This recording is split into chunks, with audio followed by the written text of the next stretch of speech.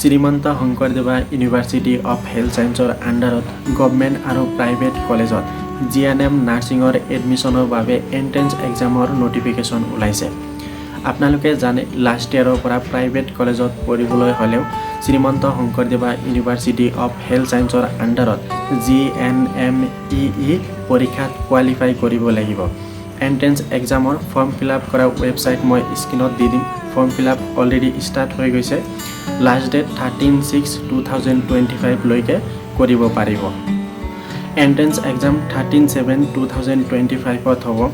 Exam centre Guwahati, Dibrugarh, Silchar, Jorhat, Barpeta, Dhubri, Diphu, Lakhimpur, Kokrajhar, Nagaon এইকেইটা থাকিব। যোনটো চেণ্টাৰত এক্সাম দিব ফৰ্ম ফিল আপ কৰাৰ সময়ত সেইটো চেণ্টাৰ চুজ কৰি দিব।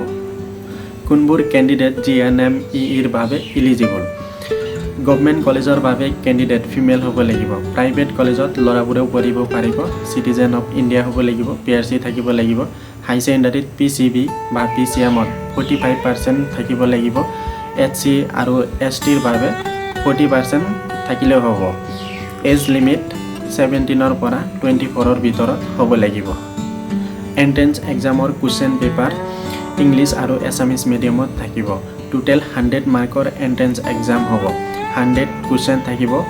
এটা কুৱেশ্যনত 1 মাৰ্কে থাকিব। নিগেটিভ মাৰ্ক নাথাকে। কোনোবা কেণ্ডিডেটে যদি PCBৰ বাবে ফৰ্ম ফিল আপ কৰে PCBৰ পাৰ্টখিনি কৰিব লাগিব। আৰু কোনোবা কেণ্ডিডেটে যদি PCMৰ বাবে ফৰ্ম ফিল আপ কৰে PCMৰ পাৰ্টখিনি কৰিব লাগিব। আৰু কিছুমান কেণ্ডিডেট থাকিব PCB আৰু PCM দুটাৰ বাবে ফৰ্ম ফিল আপ কৰিব। কি কৰিব লাগিব? ফিজিক্স কেমেষ্ট্ৰি কম্পালচাৰি কৰিব লাগিব আৰু লগতে বায়'লজি আৰু মেথছৰ পাৰ্টখিনিও কৰিব লাগিব। কুৱেশ্যন পেপাৰ 10+2 ষ্টেণ্ডাৰ্ডৰ পৰা আহিব। এইখিনিয়ে কিবা জানিব লগা থাকিলে কমেণ্ট কৰিব। ষ্টে ইন টাচ উইথ আছ। থ্যাংকছ ফৰ ৱাচিং ভিডিঅ'।